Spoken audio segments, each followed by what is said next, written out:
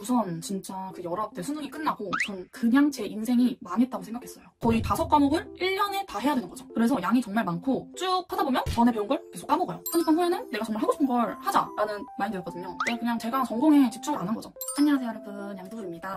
여러분, 저는 4등급 때 전문대 항공과 출신이에요. 완전 노베이스에서 딱 1년 준비하고 홍대, 공대 포함 인서울 4년제 4관왕을 합격했습니다. 솔직히 편입 준비할 때 이런 생각 드시죠? 내가 과연 할 수 있을까? 지금 시작해도 늦지는 않았을까? 정말 저도 똑같이 고민을 했었는데요. 근데 지금은 달라졌습니다. 편입 전과 후 완전히 그냥 제 인생이 바뀌었거든요. 오늘 영상에서는 제가 직접 겪은 편입 전후 달라진 점과 편입 꿀팁까지 솔직하게 다 공개할게요. 그럼 바로 가보시죠. 슈슝.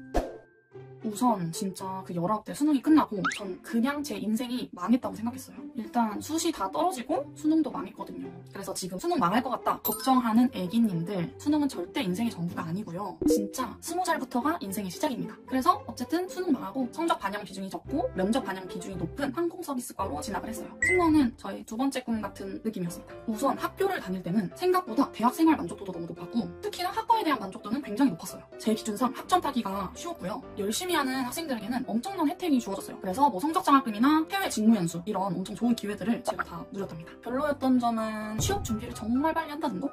22살부터 돈을 번다는 게 난 아직 돈 벌기에는 너무 어린 나이인데 바로 그 취업 시장에 뛰어들고 싶다는 생각이 들진 않더라고요. 하지만 전문대라면 당연한 코스였는데 그때는 몰랐어요. 그래서 그 학교를 다니면서 이렇게 열심히 살았는데 2학년 1학기부터 코로나가 터진 거죠. 그래서 그 해부터 약 2년간은 항공산업이 정말 어려워집니다. 그래서 동기들도 휴학하는 친구들이 정말 많았고 선배님들도 전공심하나 아니면 다른 직무를 고려하셨어야 했어요. 그때 저는 무슨 생각이었냐면 어쩌면 그 항공과를 입학하던 당시에는 승무원에 대한 꿈이 있었는데 그 학과를 다니면서 정말 자세한 업무에 대해 배우거든요. 얼마나 힘든 직업인지 체감하면서부터 내가 생각하는 정말 멋진 승무원, 외적인 게 전부가 아니구나 라는 생각이 들더라고요. 그래서 오히려 코로나가 터졌을 때 그때 완전 저녁 9시에 가게 문 다 닫고 그런 세상이었던 거 기억나시나요? 일만 못하는 게 아니라 코로나 때문에 여행도 못 가고 술도 제대로 못 먹고 그냥 노는 것도 내 맘대로 못하는 세상이 된 거죠. 그래서 곰곰이 생각을 하다가 이왕 이렇게 된 거 그냥 집에 박혀서 공부나 하자라는 아주 멋진 생각을 하게 됩니다. 그때가 21살 후반이었는데 다음 해 22살에는 너무 나이가 애매하다는 생각이 들었어요. 그래서 이런 애매한 22살 때는 학부를 한번 올려보자 이런 새로운 목표가 생긴 거죠. 그래서 생각한 게 편입이었어요.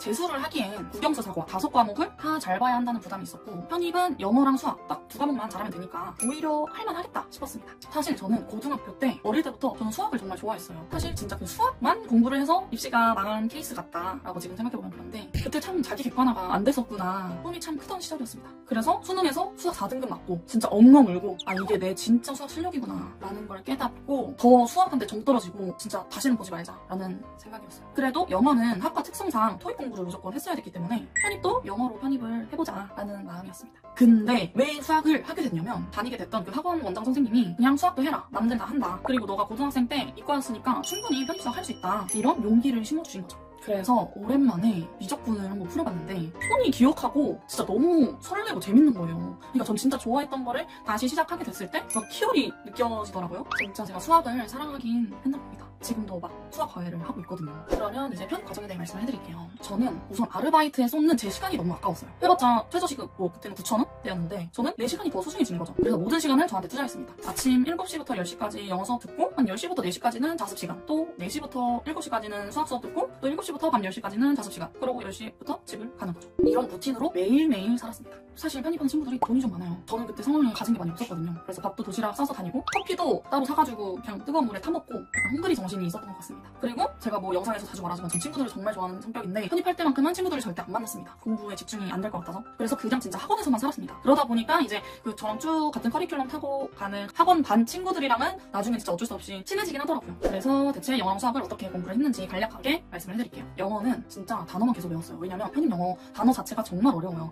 그래서 3회독 4회독을 해도 계속 까먹죠. 그리고 단어 열심히 하고 문법 모의고사 틀린 문제 풀어보는 정도? 왜냐면 진짜 편입 영어는 단어 자체도 너무 어렵고 그래서 외워도 진짜 까먹더라고요. 신기하게. 그래서 진짜 영어 한 과목만 쓰면 큰일 날 뻔했다 싶었습니다. 그리고 문법은 열심히 했어요. 제가 자신 있는 것만 열심히 했어요. 사실 공부할 때 이러면 안 되는데 지금 생각해보면 이게 전략적인 공부법이었구나 라는 생각이 들더라고요. 다른 거는 뭐 논리 수업이었나? 독해 수업? 아무리 해도 늘지가 않았어요. 그래서 내가 진짜 맞출 수 있는 것만 확실히 맞추자 라는 마인드였습니다. 그 다음에 이제 영어는 소홀히 하되 공대로 가려고 했었기 때문에 수학에 올인을 했어야 됐어요. 그 대학에서도 과목마다 보는 비중이 다른데 공대에서는 더욱 수학 성적을 많이 보겠죠? 그래서 나머지 시간은 모두 수학에 몰빵했습니다. 근데 이 편입 수학도 과목이 한 5과목 정도 돼요. 못해요. 그래서 양이 정말 많거든요. 지금 학교 다니면은 그 한 학기에 듣는 수업을 편입할 시즌에는 거의 5과목을 1년에 다 해야 되는 거죠. 그래서 양이 정말 많고 쭉 하다 보면 전에 배운 걸 계속 까먹어요. 그러면 대체 어떻게 했냐? 저는 저만의 공식집을 만들었어요. 편입수학은 특히 공식이 중요하거든요. 그래서 딱 보면 0.5초 만에 생각날 정도로 진짜 매일매일 빈칸 테스트를 혼자 했어요. 이게 양이 정말 많아져서 나중 되면은 이 테스트를 내가 혼자 써보는데도 거의 1시간 반이 걸리더라고요. 그럴 시간에 틀린 문제 한 문제 더 푸는 게 낫지 않을까라고 생각하시는 분들이 있는데 진짜 편입수학은 그 공식 한 개가 문제 하나입니다. 그 공식을 모르면 아예 못 푸는 문제가 정말 많아요. 그래서 공식을 애매하게 알고 있으면 오히려 더 틀리는 거죠. 그래서 내가 확실하게 외우면 그만큼 문제도 빨리 풀 수 있고 챙겨갈 수 있는 거죠. 그래서 저는 이 저만의 공식집을 만들어서 매일 스스로 자가 테스트를 했습니다. 그 다음에 1년 동안 그렇게 공부를 하면서 힘들었던 순간이 없었다고 하면 정말 거짓말이죠. 정말 사실 힘들었어요. 특히나 여름부터 정말 지쳤어요. 말했듯이 제가 학원에만 있었거든요. 그리고 거의 학원까지 가는데 1시간 정도 걸렸기 때문에 오고 가고 하는 것도 체력 소모가 은근히 크더라고요. 그래서 학원 근처에 뭐 고시원에서 사는 친구들도 있었어요. 근데 대체 뭐가 힘들었나 지금 생각해보면 그 정말 반복적인 루틴을 매일매일 지키며 살아가는 것 자체가 정말 지치고 힘들었던 것 같아요. 그러면 이렇게 힘들었는데도 어떻게 버텼는지 말씀드릴게요. 아시는 분들도 있겠지만 저는 그 편입문 프로젝트라는 그 프로젝트의 멤버였습니다. 그래서 절대 포기할 수가 없었어요. 그 당시에 유튜브 프로젝트에 뽑혀서 관리를 받으면서 공부를 했었거든요. 그래서 매달 영상을 찍었는데 그 영상에서는 제가 매달 따야 하는 자격증의 합격 불합격 여부 공개를 했어야 했고 특히나 모의고사 성적 제 그 점수가 공개 처형되는 거죠. 그리고 그 채널이 작은 채널도 아니었기 때문에 저는 좀 그것 때문에 사실 더 열심히 한 것 같아요. 엄청난 동기가 된 거죠. 그리고 정말 좋았던 게 제가 그때 도시락 싸서 다녔다고 했었죠. 근데 그 촬영날마다 저희 관리해주시던 그 선생님이 촬영 끝나고 이제 정말 항상 맛있는 걸 사주셨었는데 그 날이 유일하게 제가 맛있는 음식을 먹을 수 있는 날이었거든요. 그러려면 열심히 잘 했어야 했습니다. 그리고 제 찐친들한테는 잠수를 타고 편입을 시작했기 때문에 제가 편입을 성공하고 다시 만났을 때 그 명분이 있어야 된다고 생각했어요. 그래서 정말 편입을 합격하고 만나면 미안했었다. 내가 정말 이거를 하느라고 연락을 못했었다. 정말 보고 싶었다. 이런 게 가능한데 그래서 내가 너무 사랑하고 보고 싶은 친구들을 위해서라도 저 스스로를 마구 채찍질을 했습니다. 그 다음에 편입을 성공을 했죠. 이렇게 열심히 해서. 근데 진짜 정말 많은 게 바뀌었어요. 일단 신기하게 참 우리나라가 그래요. 이 대학 네임으로 이 사람의 성실성을 인정해주는 게 느껴졌어요. 뭐 아르바이트 면접을 보더라도 보시고 공부 열심히 했네요. 이런 말을 해주시더라고요. 그래서 이런 인정 멘트를 들었을 때 좀 마음이 뿌듯했습니다. 그리고 또 학교 네임이 높으면 높을수록 수학 과외나 영어 과외 이 과외를 구하기가 쉬운 것 같아요. 페이 부분도 무시할 수 없죠. 이 학벌에 따라 정말 고액 과외를 하시는 분들도 있을 것 같아요. 그래서 정말 진짜 확실한 건 내가 그 1년 사이에 시간당 버는 돈이 과외를 하게 되면 정말 배로 늘어난다는 사실. 그래서 그 편입한 해에는 이걸 체감하고 진짜 열심히 막 수학 과외만 엄청 구해서 했던 기억이 있습니다. 그 다음에 학교 생활에 대해서도 말씀을 해드릴게요. 편입한 분들은 공감하시겠지만 같은 해에 같은 과에 편입한 그 친구들이랑 친해지는 경우가 엄청 많아요. 그리고 저는 특히나 댄스 동아리를 했어서 또 중앙 동아리였어서 다른 과 학생들이 정말 많이 모였었거든요. 그래서 정말 원래 다니던 제 학생 친구들이랑도 친해질 수 있었습니다. 너무 좋은 게 아무래도 좋아하는 취미를 가진 사람들끼리 모인 모임이다 보니까 그냥 친해질 수밖에 없었어요. 그래서 편입 이후에 뭐 친구를 어떻게 사귀어 이런 게 고민이 된다면 정말 내가 하고 싶은 분야의 동아리를 그냥 쉽게 들어가면 됩니다. 뭐 차별하거나 그런 거는 전혀 없었어요. 편입한 이후로는 마음대로 살아도 된다. 네, 그 다음에 제가 전공에 대해 한번 말씀드릴게요. 여러분 진짜 전공 선택 꼭 잘 심사숙고하고 정하시는 걸 추천드립니다. 저는 진짜 전공이 정말 안 맞아요. 그래서 학교를 다니다 휴학도 하고 내 미래에 대한, 내 앞날에 대한 고민도 하고 그런 깊은 고민에 빠졌던 시절이 있었습니다.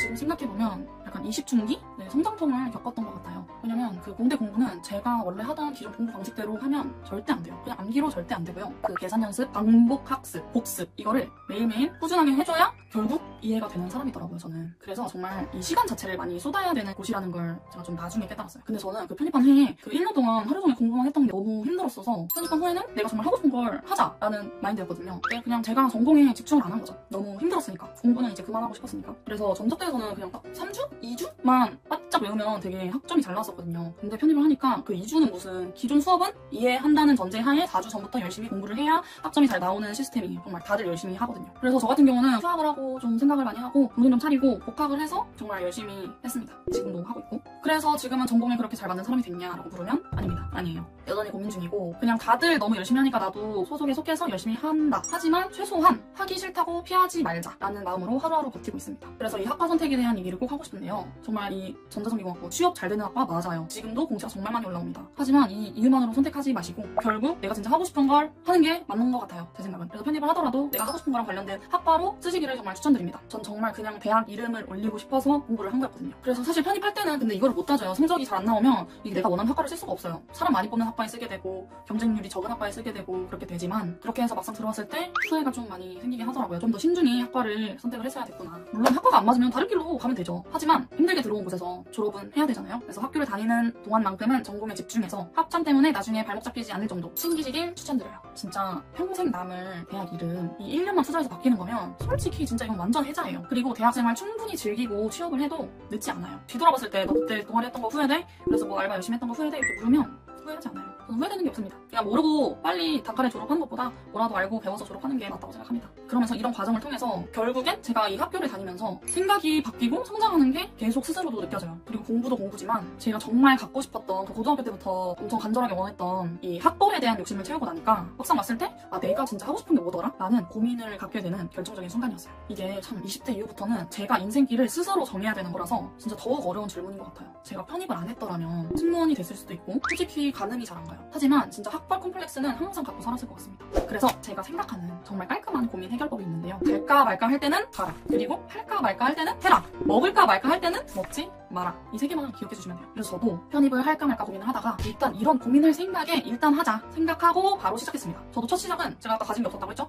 독학이었어요. 근데 독학을 혼자 하다 보니까 제가 슬럼프가 너무 금방 와서 그냥 동기부여할 겸 상담은 공짜잖아요? 편입학원을 갈까 말까 하다가 그냥 상담원 받으러 가자. 가서 좀 동기부여라도 받고 다시 공부를 하러 돌아오자 이런 생각이었는데 물론 그 상담에서 제가 수학까지 하게 됐지만 그래서 인생은 어떻게 될지 모릅니다. 편입 망설이는 이유 알아요. 너무 조금 뽑잖아요. 그래서 주변에서도 말리는 사람이 많았어요. 그리고 이 작은 이 바늘 구멍에 내가 되겠어? 라는 마음으로 포기하지 마세요. 저는 이거 조금 뽑는 것도 모르고 시작했어요. 그냥 하세요. 할까 말까 할 땐 무조건 하시면 됩니다. 편입 준비하면서는 정말 너무 괴로운 순간도 많았고 진짜 힘들었어요. 하지만 합격하고 나서는 기억이 미화가 되죠.